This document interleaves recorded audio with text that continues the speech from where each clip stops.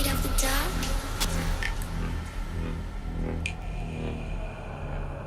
Are you scared? জাপানের Tokyo শহরে রাতে মুষলধারায় বৃষ্টি হচ্ছে। এই বৃষ্টির মধ্যেই শহরের রাস্তায় আকাশ থেকে পড়ে একটা ডায়েরি। কিন্তু অদ্ভুত বিষয় হলো সে ডায়েরির ওপর এক ফোঁটা বৃষ্টিও পড়ে না। এরপর আমরা একজন লেখককে দেখি যে তার ডায়েরিতে কিছু লিখছিল, কিন্তু হঠাৎই শহরে ঘটতে থাকে অদ্ভুত সব ঘটনা। শহরের সব অপরাধীরা একে একে মারা যেতে থাকে, আর সব মৃত্যুর একটাই কারণ, হার্ট অ্যাটাক। আর এই ঘটনাকে কেন্দ্র করে শহরের প্রশাসন, সাংবাদিক ও সাধারণ মানুষ হতবাক হয়ে যায়। তারা বুঝতে পারে না কেন হচ্ছে এসব।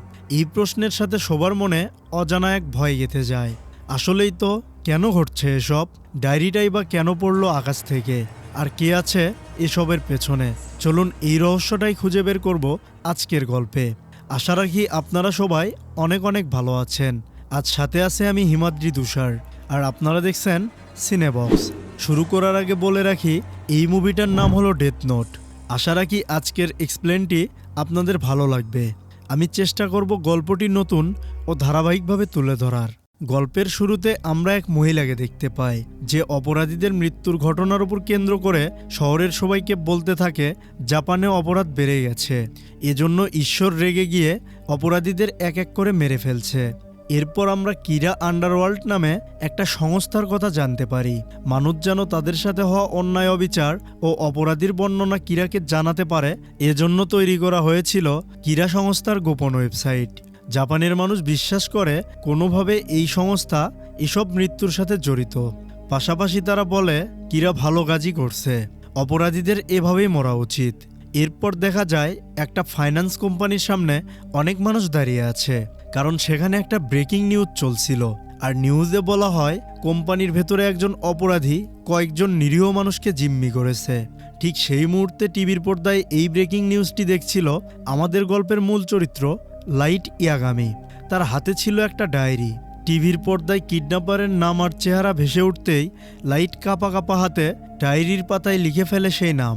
এরপরেই নিউজে জানানো হয় অপরাধী মারা গেছে, আর মৃত্যুর কারণ হার্ট অ্যাটাক। এরপর আমরা লাইটকে তার গার্লফ্রেন্ড শিউরির সাথে দেখতে পাই। এখানে জানা যায় লাইট আইন বিষয় নিয়ে লেখাপড়া করছে, আর তার ইচ্ছে ছিল বড় হয়ে পুলিশ অফিসার হওয়ার। তবে সে এখন পুলিশ অফিসার হতে চায় না, কারণ আইনের একটা সীমা রয়েছে, আর এসব সীমার কারণে অপরাধীরা ছাড় পেয়ে যাচ্ছে। এখানে লাইট তার গার্লফ্রেন্ডকে বলে, গত মাসে আমি পুলিশ ওয়েবসাইট হ্যাক করেছিলাম, আর সেখানে আমি দেখেছি সব অপরাধীদের অপরাধ ক্ষমা করা হয়েছে। এর কয়েকদিন পর আমি একটা বারে গিয়েছিলাম, যেখানে কিছু অপরাধী দেশের আইন ব্যবস্থা নিয়ে হাসি ঠাট্টা করছিল। তারা বলছিল প্রশাসন আমাদের কিছুই করতে পারবে না, আমরা শান্তিতেই অপরাধ কার্যক্রম চালাতে পারবো। তখন ওই অপরাধীদের সাথে আমার ঝগড়া হয়ে যায়। তারা আমার সাথে খুব খারাপ ব্যবহার করে, তবে আমার কিছু করার ছিল না। এরপর আমি বাইরে এসে আমার আইন বইটি ছুঁড়ে ফেলে দিই। আমার বারবার মনে হচ্ছিল এটি আর কোনো কাজে আসবে না। তবে এই পর্যন্ত বলার পর লাইট থেমে যায়, এবং লাইট মনে মনে ভাবতে থাকে এর পরের ঘটনা সে কাউকে বলবে না। এখানে কি এমন ঘটনা আছে যেটা লাইট তার গার্লফ্রেন্ডের সাথে শেয়ার করে না? দেখা যায় সেই রাতে লাইট পথে একটা ডায়েরি খুঁজে পায়, যার উপরে লেখা ছিল ডেথ নোট। আর এটা সেই ডায়েরি ছিল যেটা আমরা মুভির শুরুতে আকাশ থেকে পড়তে দেখেছিলাম। এর ভেতরে লেখা ছিল এই ডায়েরিতে যার নাম লেখা হবে সে মারা যাবে। তবে লাইট এটাকে মজা ভেবে নেয়। তখনই টিভিতে একটা নিউজে ভয়ানক অপরাধীর নাম বলা হয়। লাইট মজার ছলে সেই অপরাধীর নাম ডায়েরিতে লিখে ফেলে, এবং এরপর সে ঘুমিয়ে পড়ে। ঘুম থেকে উঠে লাইট খবরের কাগজে দেখতে পায় গত রাতে নিউজে দেখা সেই অপরাধী মারা গেছে। এটা দেখে লাইট অবাক হয়ে যায়। তখন সে ডায়েরিটা ভালোভাবে দেখতে থাকে। সে দেখে ডায়েরিটা কিভাবে ব্যবহার করতে হবে সে সম্পর্কে একটা পৃষ্ঠায় লেখা রয়েছে। এখানে আমরা জানতে পারি এই ডায়েরিতে যে ব্যক্তির নাম লিখে ইমাজিন করা হবে সে মারা যাবে। যদি মৃত্যুর কারণ বা মৃত্যুর সময় লেখা হয় তাহলে সেভাবেই সে ব্যক্তির মৃত্যু হবে।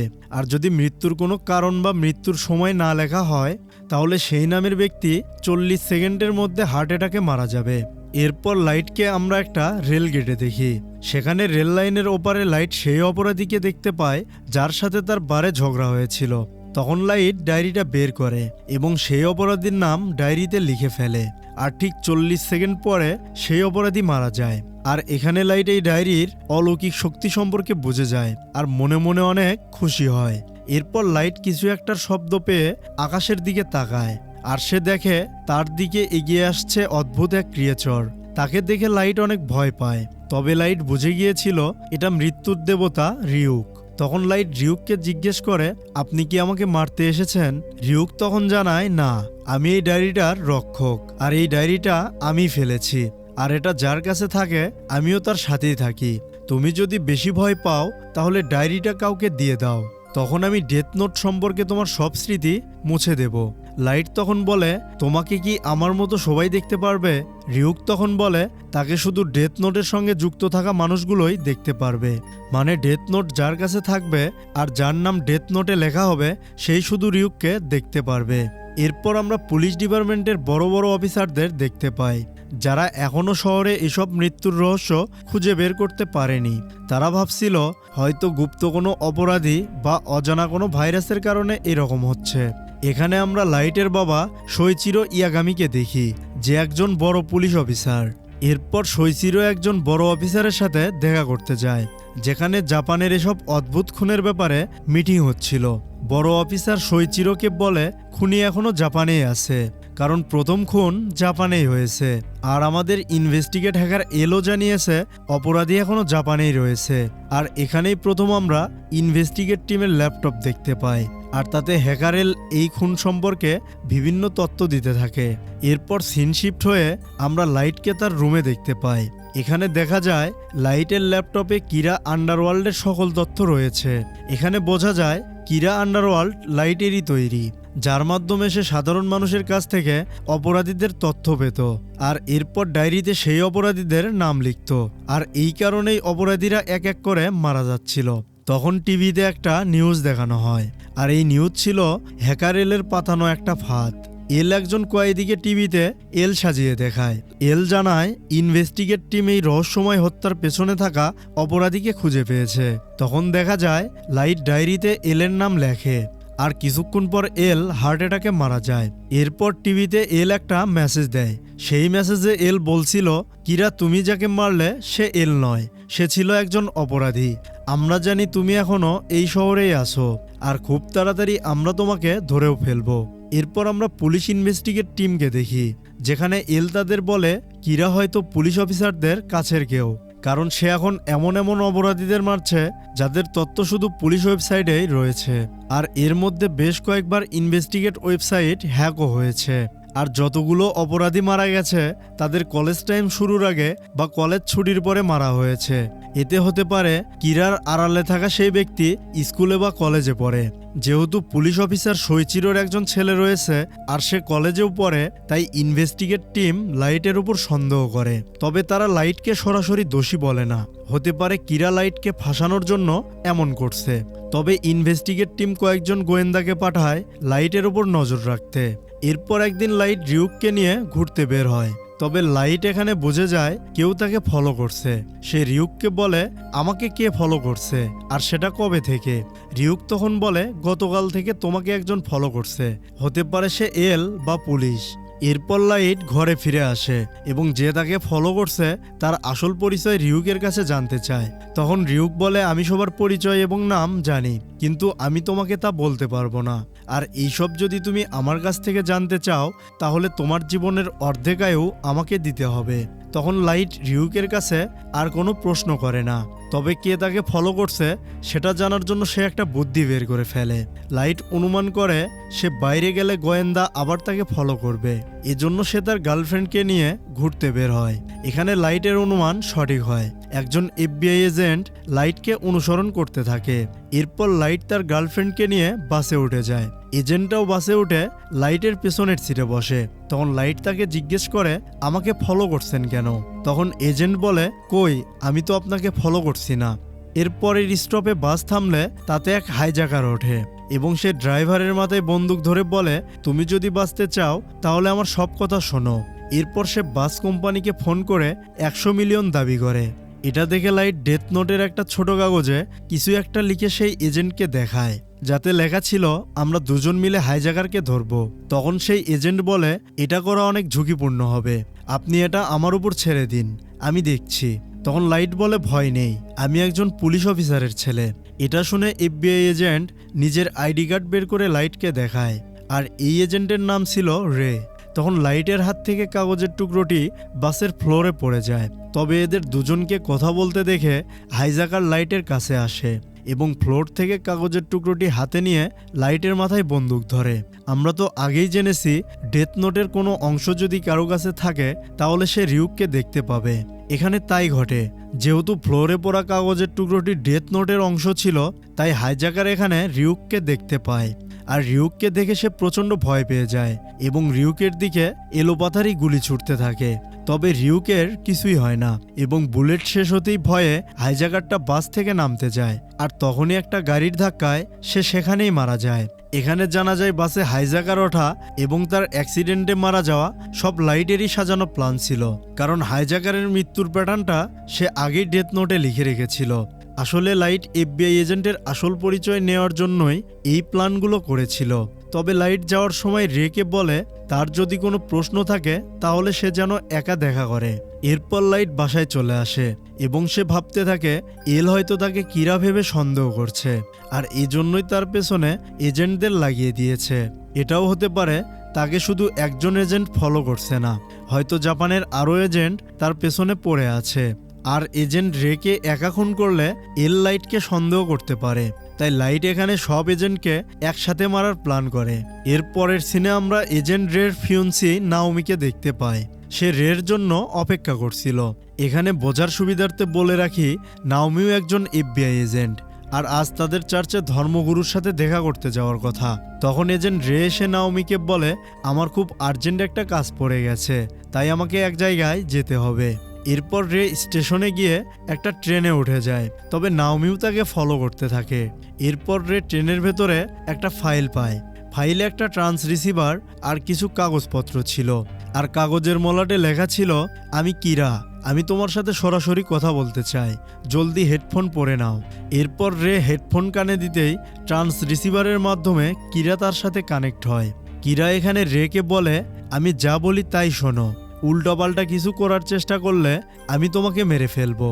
তখন রে বলে কি প্রমাণ আছে যে তুমি আসল কিরা? তখন কিরা বলে তোমার পাশে যে ব্যক্তি বসে আছে সে এক ভয়ঙ্কর অপরাধী, আর সে অল্প কিছু সময়ের মধ্যেই মারা যাবে।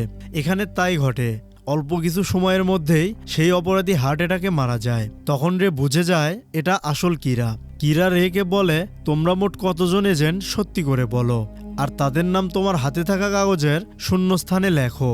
রে বলে আমরা মোট 11 জন এজেন্ট, তবে আমি বাকি সবার নাম জানি না। কিরা তখন রেকে তাদের লিডারের নাম কাগজে থাকা শূন্যস্থানে লিখতে বলে। তখন রে তাদের লিডারের নাম শূন্যস্থানে লেখে।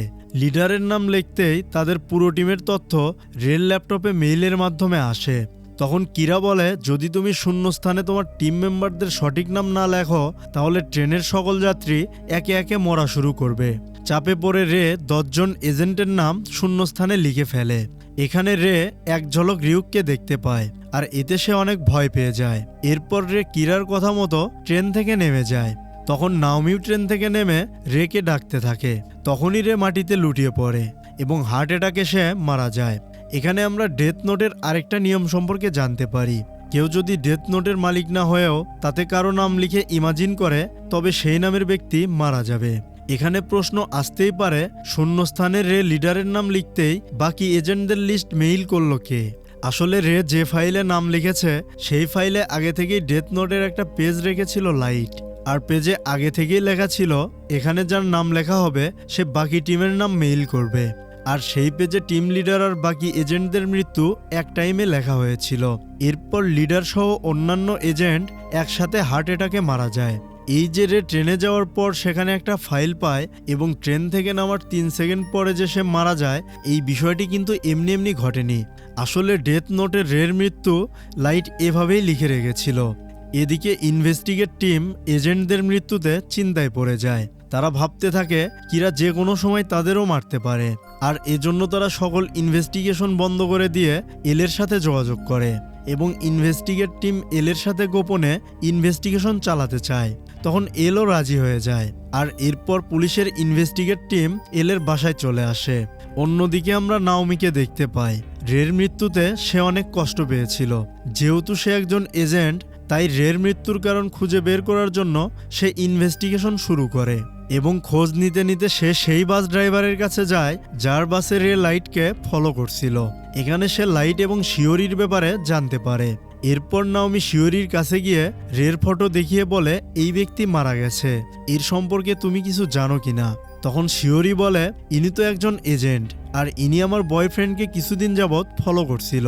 এরপর নাওমি শিওরিকে সাথে নিয়ে লাইটের সাথে দেখা করতে যায়। তবে নাওমিকে দেখেই লাইট বুঝে যায় এটা রের ফিয়ন্সি। এখানে এসেই নাওমি লাইটকে নিজের পরিচয় দেয় এবং একটা ভিজিটিং কার্ড দিয়ে বলে আমি মিসেস মাকি, কিরা আমার ফিয়ন্সিকে মেরে ফেলেছে, তুমি কি কিরার বিষয়ে কিছু জানো?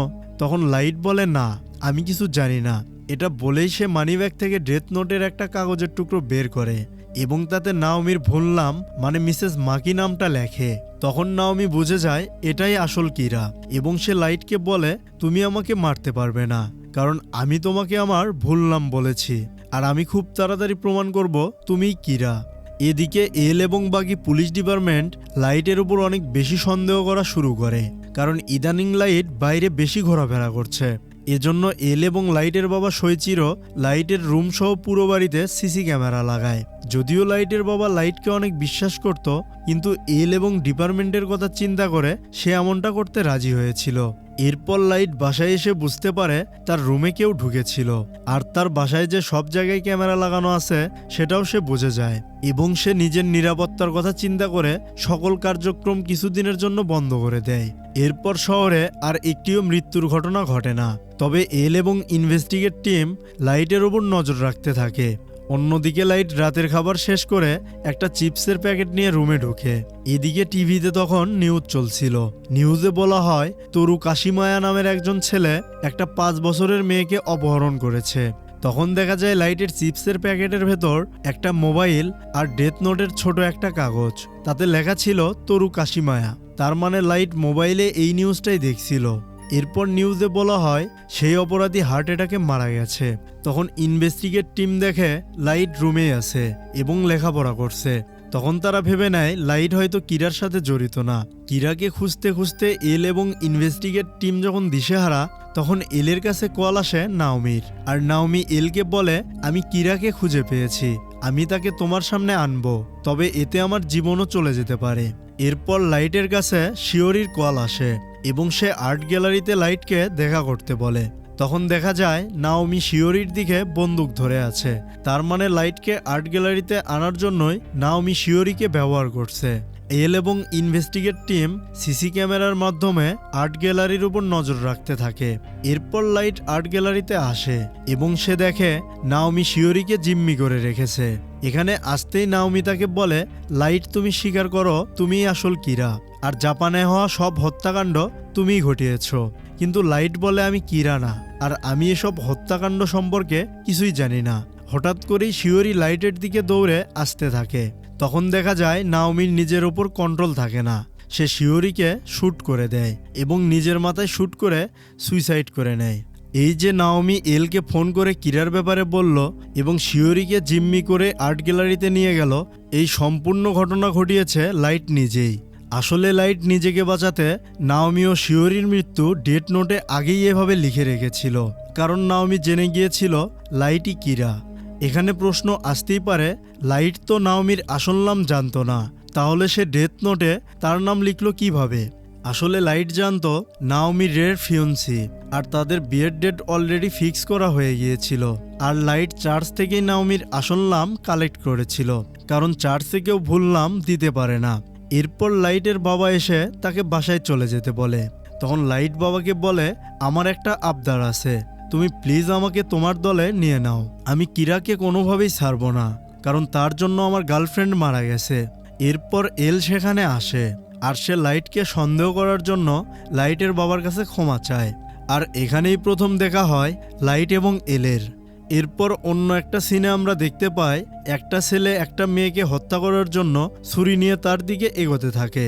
হঠাৎই হার্ট অ্যাটাকে ছেলেটা এখানে মারা যায়, আর তখনই ওই জায়গায় ডেথ নোটের মতো আরেকটা ডায়েরি এসে পড়ে। আর এর পরপরই টুইস্টে ভরা এই সিনেমাটা এখানে শেষ হয়ে যায়। তো বন্ধুরা, কেমন লাগলো আজকের এক্সপ্লেনেশনটি জানাতে আপনারা সবাই কমেন্ট করবেন। আর ভিডিওটি যদি ভালো লেগে থাকে তাহলে অবশ্যই ভিডিওতে লাইক এবং চ্যানেলটি সাবস্ক্রাইব করে দিবেন। আবার আমাদের গল্প হবে পরবর্তী কোনো ভিডিওতে। Second part coming soon.